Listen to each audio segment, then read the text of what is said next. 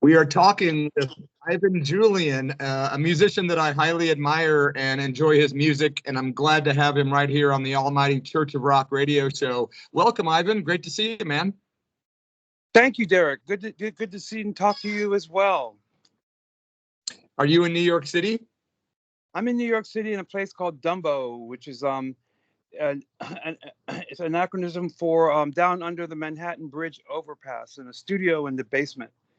And if I go outside, there's a giant bridge right above the building. So quite literally the New York City underground. Yeah, pretty much so. Yeah, I was here during the last that earth. Well, I shouldn't talk to you guys about earthquakes on the West Coast, but the one we had about a month ago was down here, and the whole place got really fuzzy. It was weird because it's an old building, and it started to vibrate.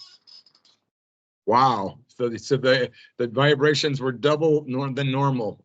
Well, I thought, this is not the place to be during an earthquake. I thought I was safe down here from everything else, but no, I'm not. I'm just in my studio, see, like all the stuff there and the mixing board and blah blah blah.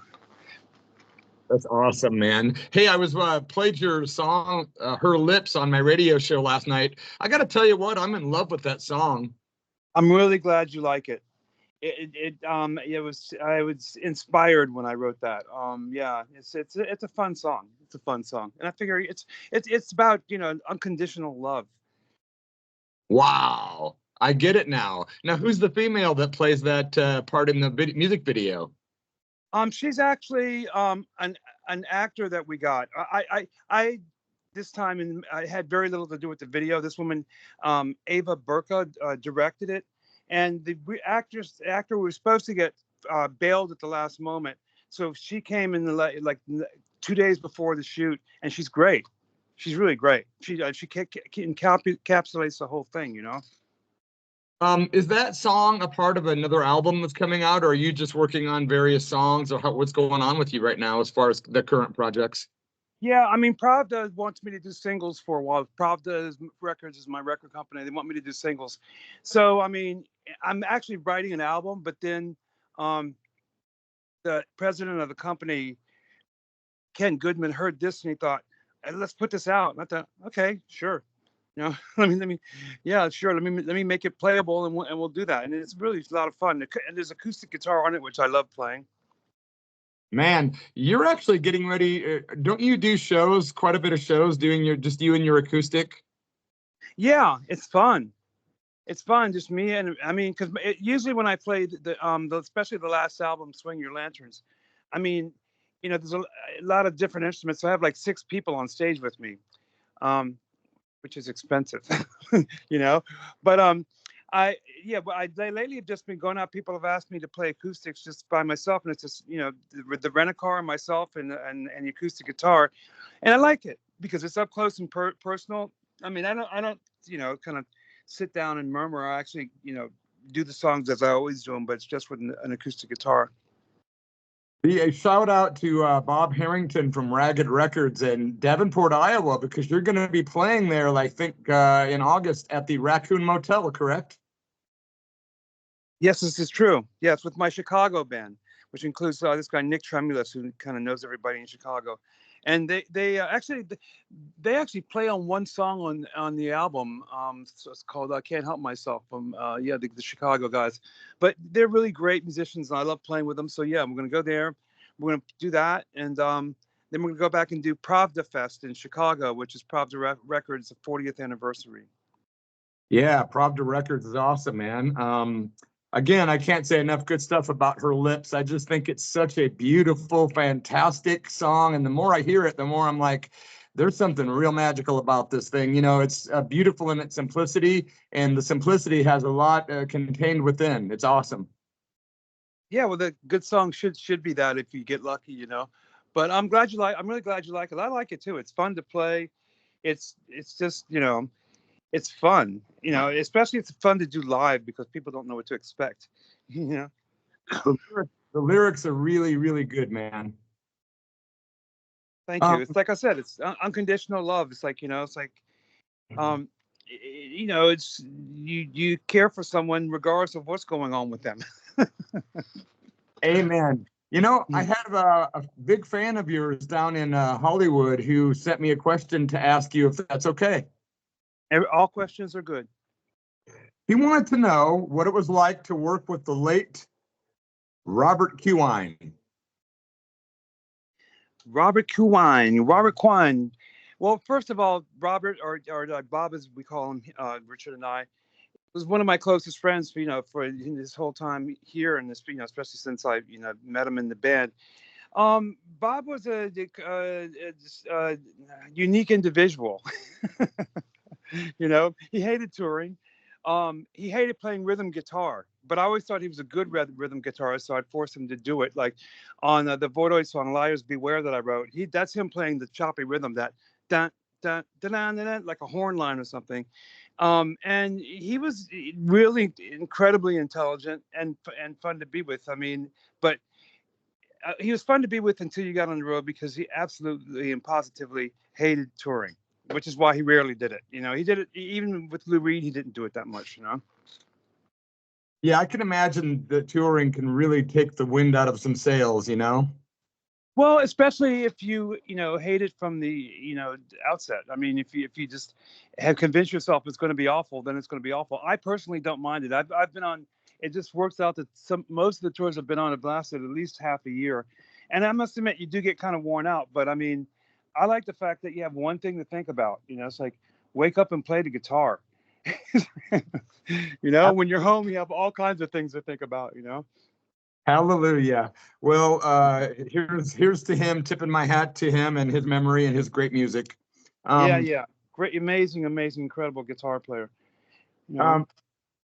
Just to get the past out of the way, because I know it has to get old being asked about the past a lot. And I know you're cool about whatever questions, though. Do you keep in touch with Richard Hell or Mark Bell, Marky Ramone today? Not so much Mark. Not so much Mark. Not at all Mark, actually. But no, Richard and I had dinner like 2 months ago. We keep in touch a lot. Wow, that's awesome, man. Yeah. That. He's like, he's evolved, and I mean he's always been a good guy, but like he's kind of just a good friend.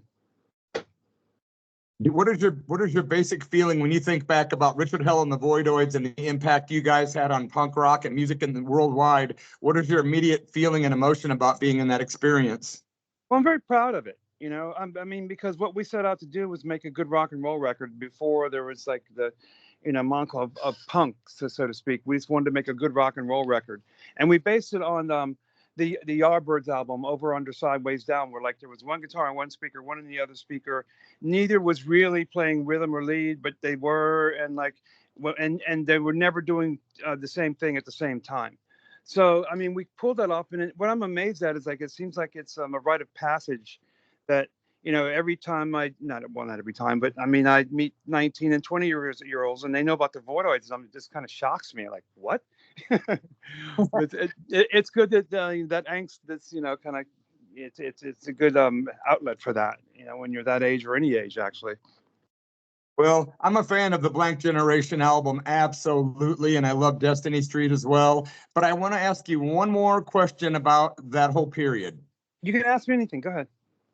There's a very famous little bit of information that goes around and gets circulated in the rock and roll scene, and the stories we hear about Malcolm McLaren of the Sex Pistols coming there, supposedly stealing, like Richard's look, the safety pins and the hair, and going back to England and pretty much selling it to the culture there, and kind of taking what was already started in like the New York City scene and bringing it to England, which Johnny Rotten, Johnny Lydon disputes. What's your take on that? And did you have any interaction with those guys or Malcolm? Later on, when the Voidoids went to London, we had an interaction with Johnny and Malcolm, and then Malcolm when he was in New York as well. But that is the true story, though. I mean, because I gotta have to say I wasn't there because I wasn't in the band then. But I mean, several people acknowledge the fact that Malcolm came over, and Richard had been dressing like that when he was in a band called the Heartbreakers, which was several years prior to the Sex Pistols, So that's what really happened. I mean, he saw Richard's look, his stance, and he took it back, and he had a shop on King's Road in London, and just kind of gathered these guys and formed this band and had them dressed like that, almost like a boy band kind of thing, until it got way out of hand. So I wonder why Johnny disputes that, just to be obnoxious. Pretty much. Yeah, I mean, Johnny likes to just dispute, he likes to be contrary. I don't dislike the guy at all. I've hung out with him a couple times. Don't know him. I can't say I know him as a friend, but I mean, yeah, he just if you say it's green, he'll say it's blue. Yeah, you got to love him. I got to admit, I'm a fan too, but he's sometimes has me scratching my head, but that's not a bad thing. Maybe I have. Keeps you interested. I saw this really great, well, I don't know if it's great, it's funny interview with him and Mark Bell or Marky Ramone on some, there was on some panel, and it was the two of them going at each other. It's on YouTube. It's hilarious. Yeah, I've seen that, man. And Henry Rollins' face is priceless in that video. Yeah, right. Exactly. I know. Yeah, I know. So true. So the Voidoids, you guys were the first band to ever play CBGBs. That's pretty trippy. Well, yes, we were the first. Is that true? We were amongst the first. We probably were yeah, because they were still building the stage then when we were there at the small stage, and there was a pool table on the side of the stage. But Richard and Patty and a bunch of people approached Hilly because they were playing in a place called, or they were reciting their poetry at a place called St. Mark's Church that was really involved in the East Village and the neighborhood and all that. And they approached Hilly to see if they could, recite and perform at CBGB's, which at time was kind of a Hell's Angel biker club, because Hilly used to be a Hell's Angel as well. So yeah, I mean, I don't know. We might have been the first, or amongst them. I can tell you that. I think we played there before even Patty did. Yeah. Which album do you prefer out of the two albums by the Voidoids? Which is your favorite? I got to say Blank Generation. I mean, I left the band by the time Destiny Street came out, and I have some songs on there that I wrote, but I'm Blank Generation. Just like you said, it stands the test of time, and it's just it just takes you on this journey. Speaking of journeys, what's a typical day in the life of IVAN JULIAN like?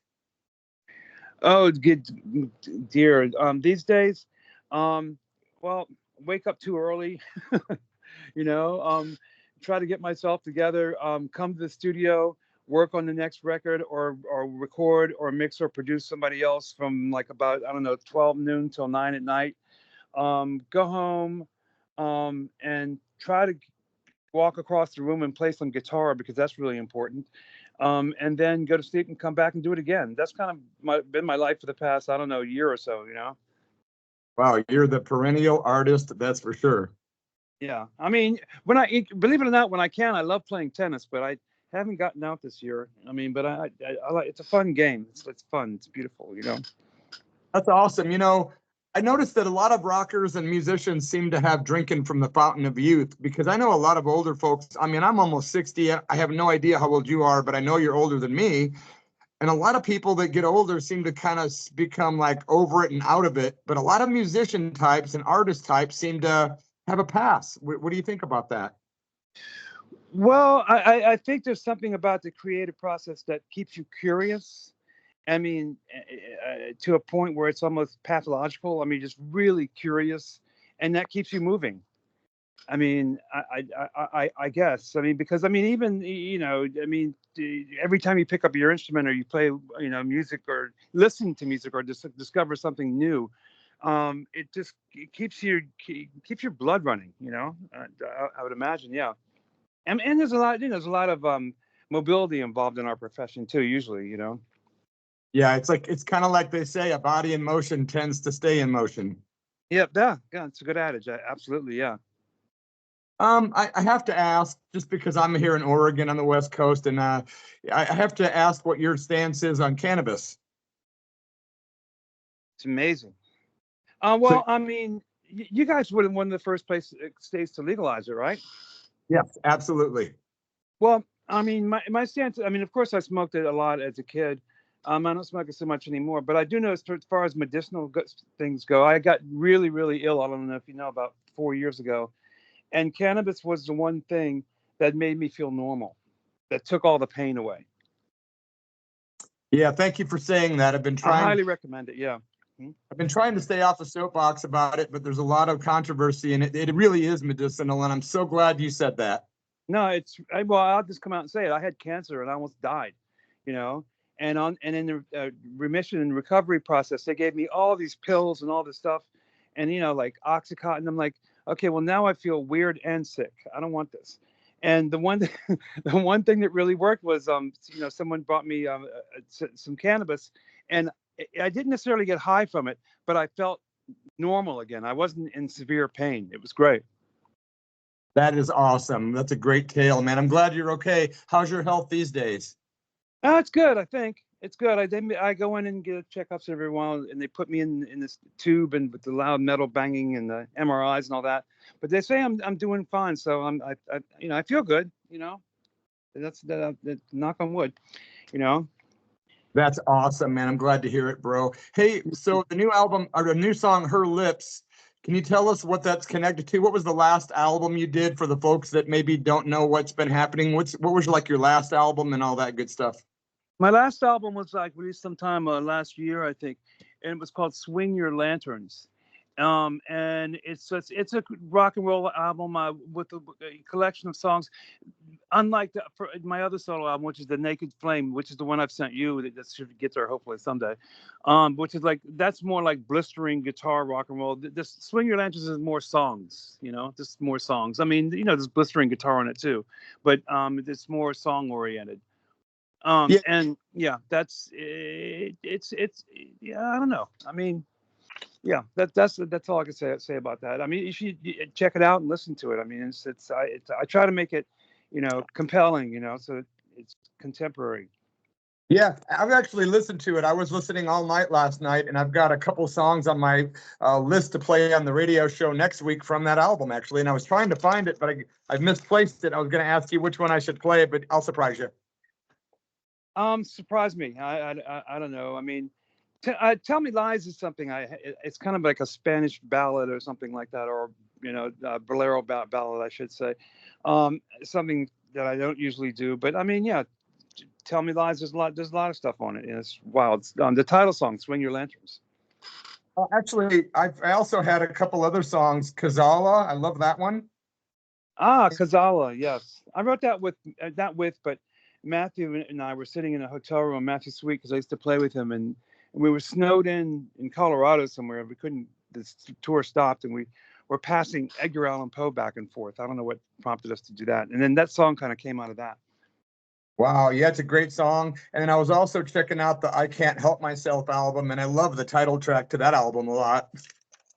Yeah, that's the band from Chicago that plays on that. Yeah, they're really good. It's funny because they, how can I say, I'm kind of more from an English rock and roll perspective, because it's just how I grew up and learned things. But when I take things to Chicago, they always Americanize it and make it real kind of American, which is I love it. It just takes it to a different place, kind of slides it over sideways or something. It's fun. Yeah, an added plateau of greatness. Yeah. So what's the next single? I love the idea that Pravda wants you to do singles. I do believe that's a great way to go for bands these days. Music videos are highly entertaining and everyone likes them. And then you get the good audio with it. So do you have more videos coming out? Do you have any more singles planned? Yeah, the next single is called This Can't Be Julie's Song. Who's Julie? Who's Julie? Yeah. Oh, Julie's coming here actually Wednesday. She's from France, and she's quite a piece of work. So much that I wrote a song about her, saying this can't be your song, but it is. That's a great title, man. I love it. Actually, are you familiar with Hunks and His Punks? Who is it? Hunks and His Punks. Nope, I am not. Oh, okay. They were on oh God, what is that label out of Portland? Anyway, yeah, I mean, some of them sing on this song.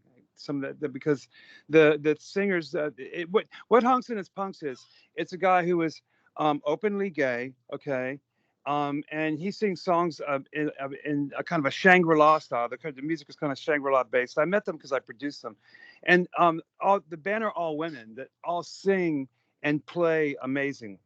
Like so the drummer, she sang on this, and actually it was just her because her voice is so great. Erin Emsley is her name. Anyway, yeah, that's that story.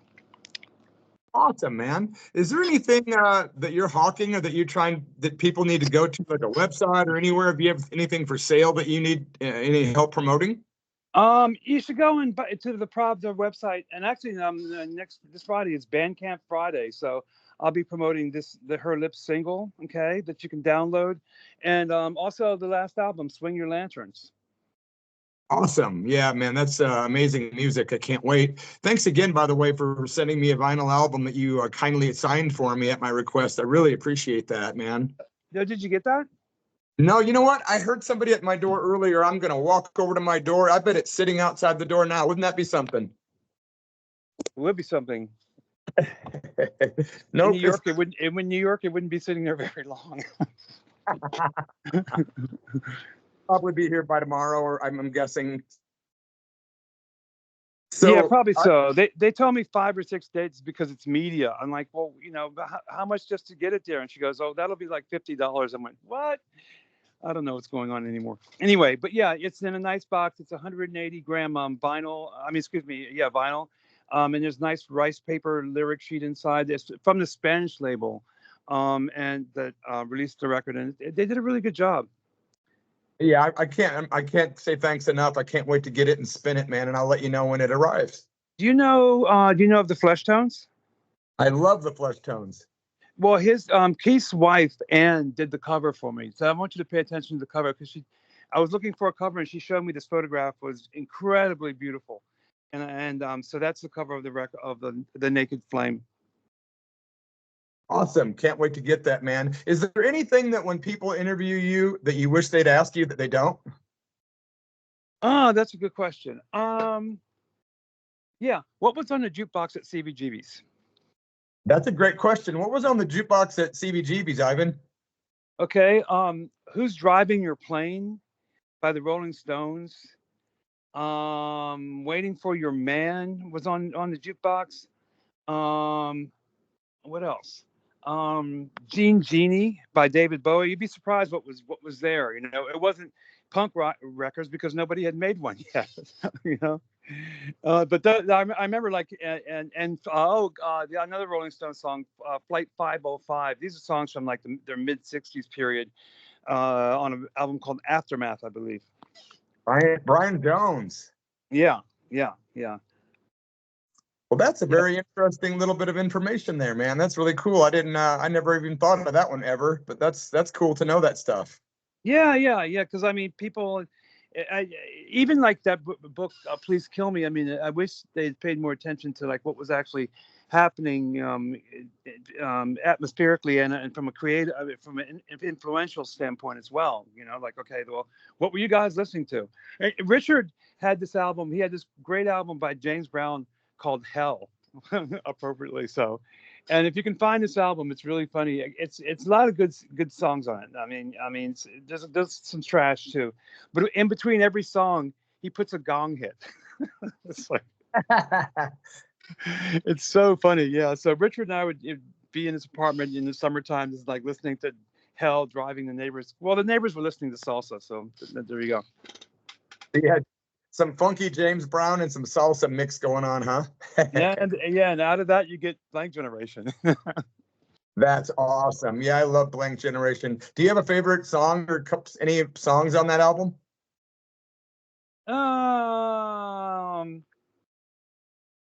Well, I mean, I like the ones I wrote, of course. Spurts is a great song. Love Comes in Spurts, right? I should say. That is, and a song that doesn't. I mean, it's on the B side. It's kind of a longish song, but I Could Live with You in Another World. I always like that as well. I could live with you in another world. Yeah, such a great song, man. Not this one. Yeah, it's so just amazing. It definitely stands the test of time, man. Richard Hell and the Voidoids, Blank Generation. Man, it's been really cool talking to you. I don't have a whole lot of time. Is there anything you'd like to throw out that I haven't covered, man, at all or anything? No, everything's great. I'm trying to work my way out to the West Coast. I'm looking for a booking agent that can get me out of the studio and in a van. Believe it or not, I don't know what's wrong with me. But yeah, so I mean, I'm just looking. Thank you very much. Yeah, if you come out to the West Coast, I'll definitely come up and check you out if you're in Eugene or Portland. Even though I'm at the opposite end of the state, I've got a daughter that lives in Portland. So if you're up there, we'll definitely come up, man, and see you. Okay, cool. I think Alejandro Escobedo. I do not. Yeah, he's a singer-songwriter. He's touring out there. I thought maybe you know him anyway. But anyway, okay. Well, thank you very much, Derek. I really, it was really fun talking with you. You too, man. I hope you have a productive day. Stay healthy, my friend. And I look forward to the album arriving, and I will let you know when it does. Okay, thanks so much, Derek. Okay, much respect. Take care. Much love. Okay, bye. Bye.